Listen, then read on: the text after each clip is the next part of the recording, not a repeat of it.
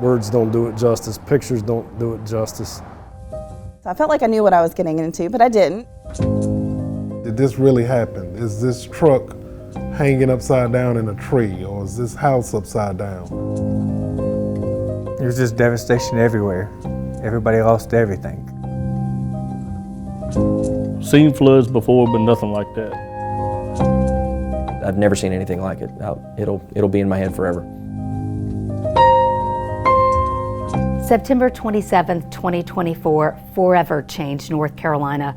Hurricane Helene wrought widespread devastation to the western part of our state. Floods washed away homes, crushed businesses, roads, and bridges, and took more than 100 of our neighbors from their families. First responders across the state and over state lines rushed to help.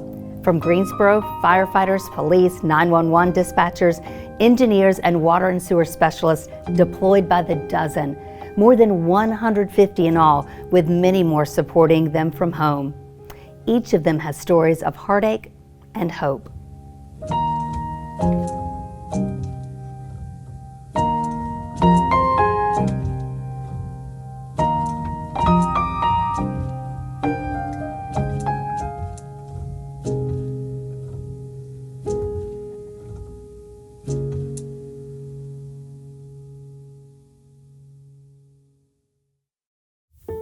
We started getting phone calls from the state probably on Tuesday, as the storm was headed that direction, and they kind of forecast the path.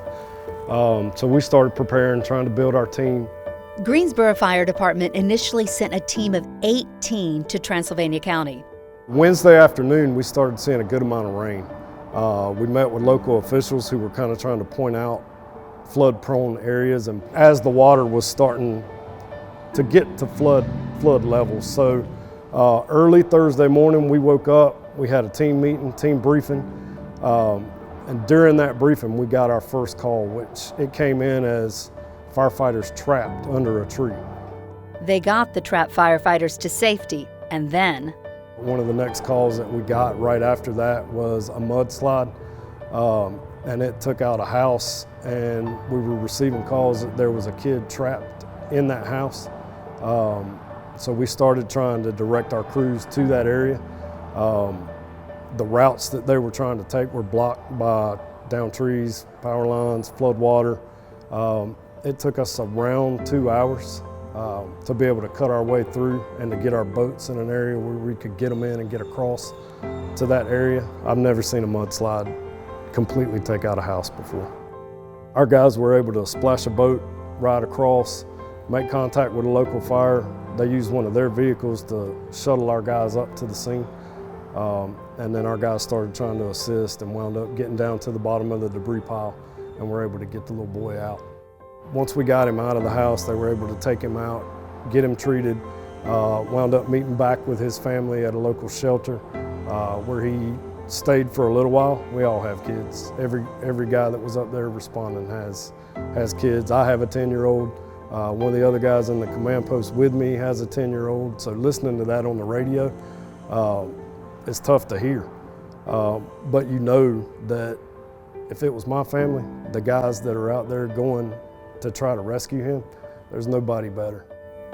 Watching the look on their face and seeing, the sense of accomplishment of being able to get that kid out and get him reunited with his family, it's tough to beat, and it's probably one of the more special things I've been involved in. Greensboro Fire had 4 squads running calls that day.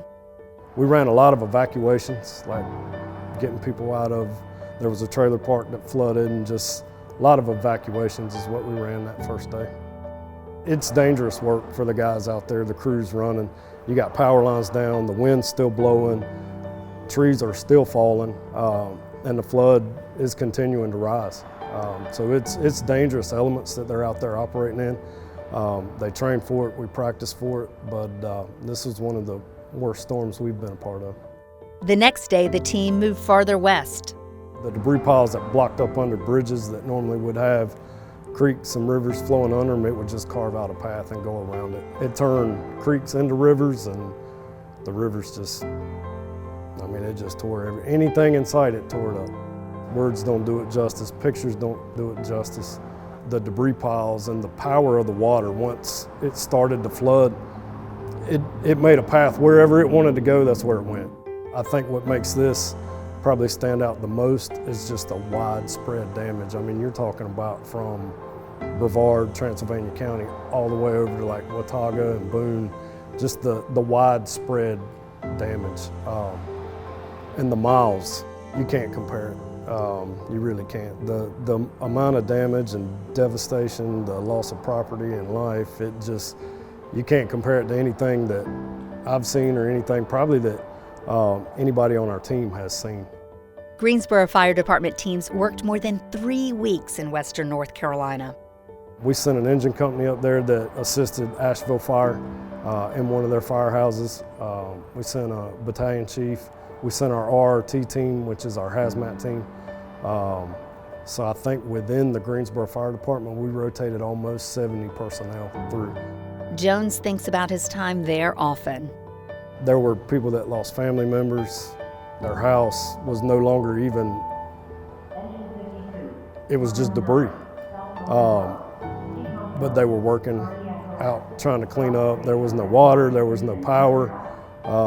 And you would still have people coming up to check on us to make sure we were okay.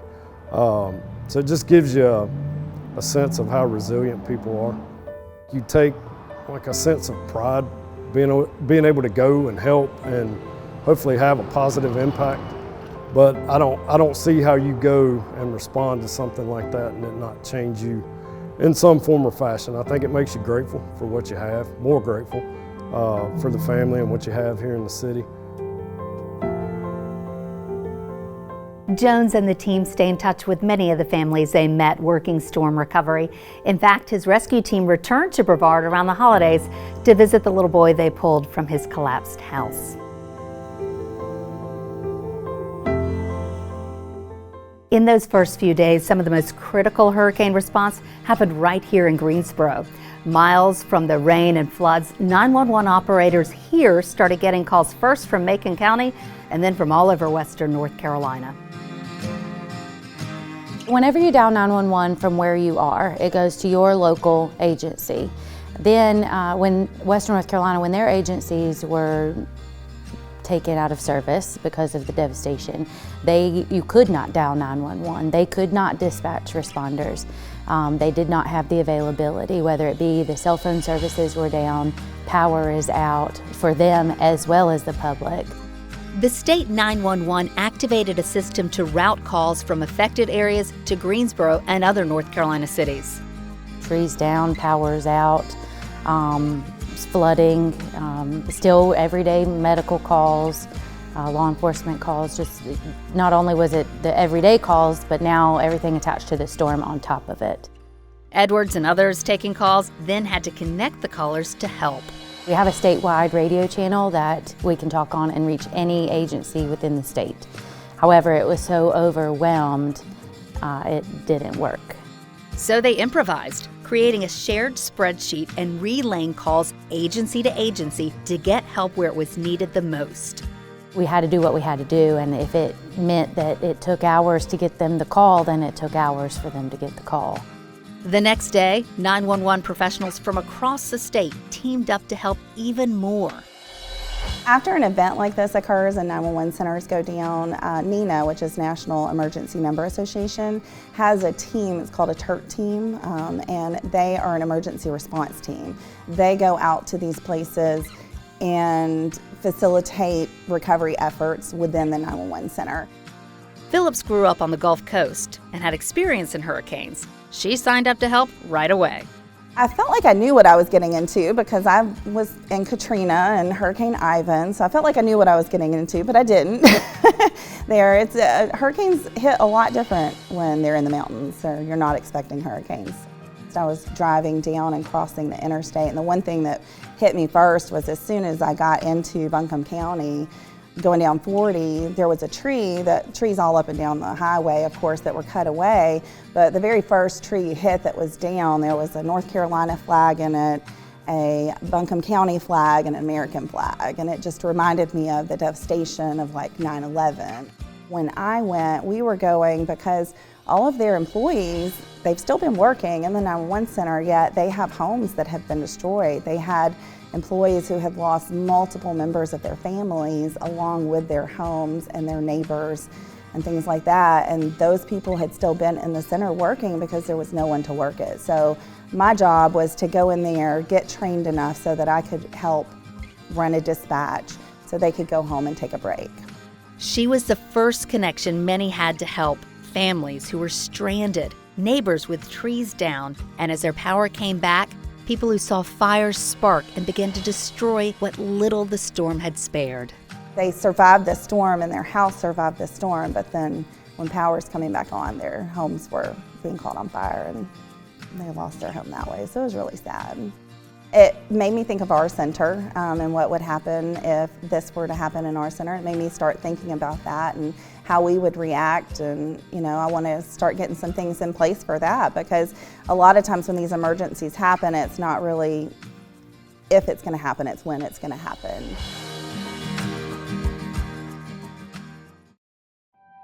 Water was the biggest problem for Western North Carolina. First, too much, too fast, then not enough or none at all.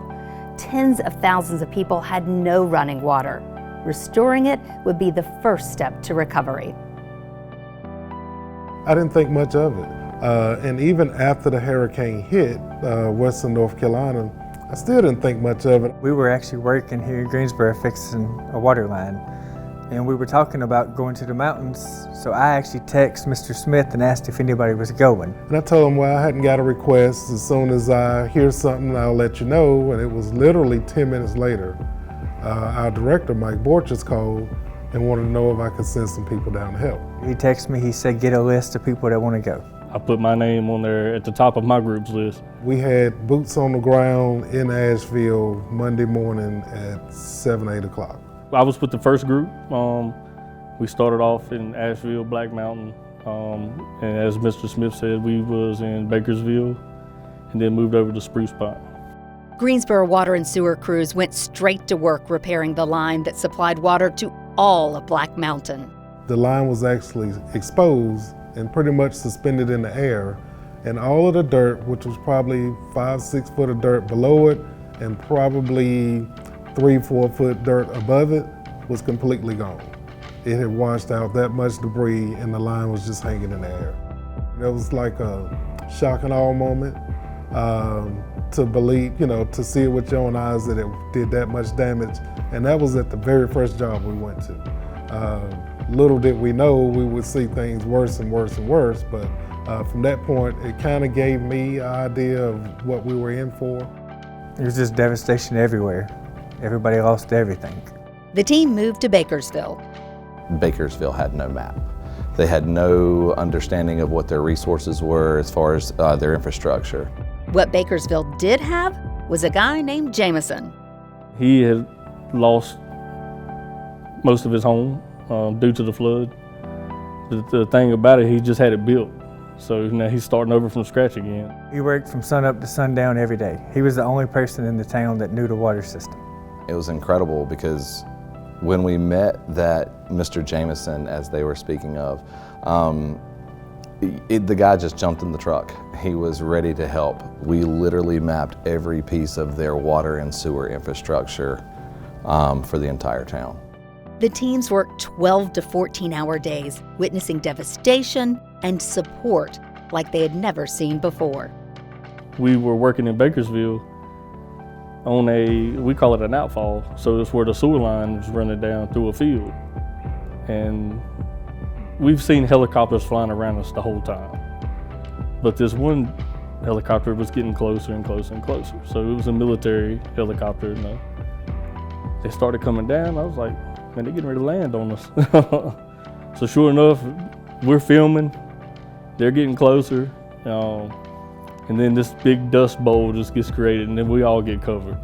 Helicopters were landing and delivering aid, and literally 1 block away, they could not get that aid to those folks because their bridge had been washed out for their driveway. So those are the kind of things that were it puts a lot of perspective on, how how things happened. After 2.5 days, water was flowing to Bakersville again. The town is 490 people roughly, and we restored water to everybody in the town. I felt in my heart, we went up there and we done a good deed. This is something I'll remember for the rest of my life. I'm sure the staff members that I had down there, they'll remember this for the rest of their life. To be able to help people and to see people in so much need and to see it so widespread. And although it may seem like we didn't do a lot, we did a lot in certain footprints and we helped a lot of people. And I think just knowing that and knowing that all of those folks appreciated it gives us a sense of pride. When you walked around with a City of Greensboro emblem on your shirt or on your vest, and they were like, I know exactly who you are. I know why you're here and thank you so much. Just gave you an overwhelming sense of pride for who you work for the city.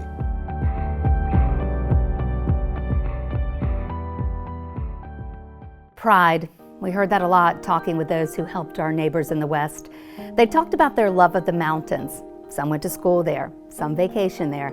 Others call the mountains home.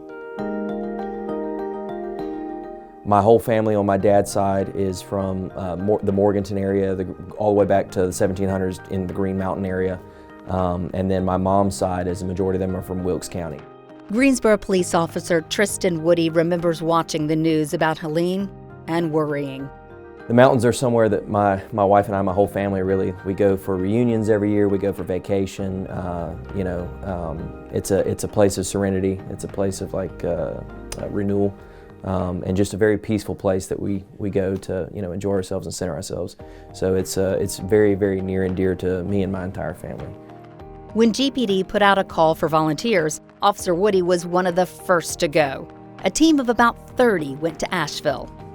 Honestly, it was surreal to see the level of devastation that just water can cause. The first thing they told us was that they needed assistance with looting prevention. So they stationed most of us around different pharmacies and stuff like that. As our time there progressed, they got more and more assistance and things started to get a little bit more organized as different agencies started to pour in and they got more and more resources. So then we were stationed at Biltmore Forest and again to prevent looting. Biltmore Forest was under about 27 foot of water, so pretty much every one-story shop or store completely obliterated. 6-7 inches of silt in the floor, everything that was on the shelves torn down and thrown up. It basically looked like a washing machine, like the inside of a washing machine on spin cycle. It's difficult because I don't have any necessarily exact attachment to that specific store, but that somewhere in Asheville that is somebody's entire livelihood that is just gone. And a lot of those people don't have flood insurance. So it's very, very hard to imagine what they're going through. Hard to imagine and even harder to see. Woody says he often couldn't believe what was right in front of him.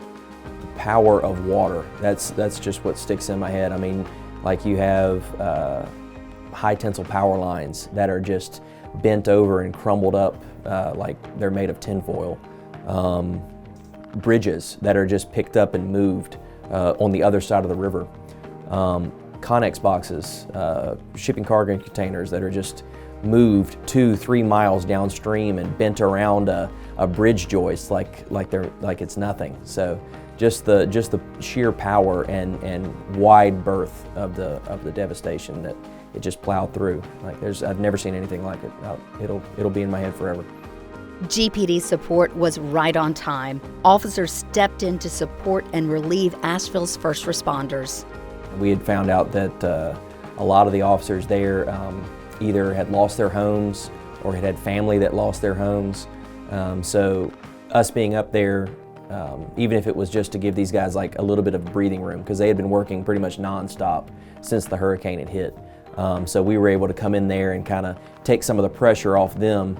So that way they can go, check on their homes, check on their families, try to get food and supplies for their own families. Doing something as simple as manning a traffic post. That's a traffic post that an Asheville officer doesn't have to take care of, so they can go take care of other things. And it wasn't just Greensboro. Volunteers from near and far answered the call for help. guys who are showing up and just willing to work. I mean, even if it's just cutting trees or you know, blocking traffic in a certain area, seeing so many able-bodied people willing to help was awesome. It was very inspiring to see all these different people from different walks of life and how resilient North Carolinians are. You know, you have people who have completely lost their homes. I mean, their homes are just picked up and destroyed like nothing. And you know, these same people are the ones who are delivering food to people who are less fortunate than them. Seeing all these different agencies come together to assist a city in North Carolina in need was awesome. Hurricane Helene forever changed our state. It forever changed the people who lived through it and those who went to help. The recovery is far from over, and the impact will be felt for years, generations perhaps. While much is still unknown, what is clear is that North Carolina and Greensboro will not look away, will not forget, and will go back to help again and again. The work that we did, it just meant so much to so many people. When I made contact and was able to pass it along, I was happy about that because that means somebody got help. I'm very proud of what I've done. I have a sense of fulfillment, and if I'm asked to go back, I will definitely go back again. I'd love to go back, and I think there are a lot of guys on the team that would love to go back, you know, in a different capacity, just to try to help out. Helping Asheville and helping Western North Carolina doesn't stop now just because GPD isn't up there, just because all of the resources that we send up there aren't up there. Like those folks up there, it's going to take years for them to get back to at least a small semblance of normal. It changed me because you saw how little people had, but you also saw how much people were really willing to jump in and just help people. If they asked me to go back tomorrow, I'd go back tomorrow.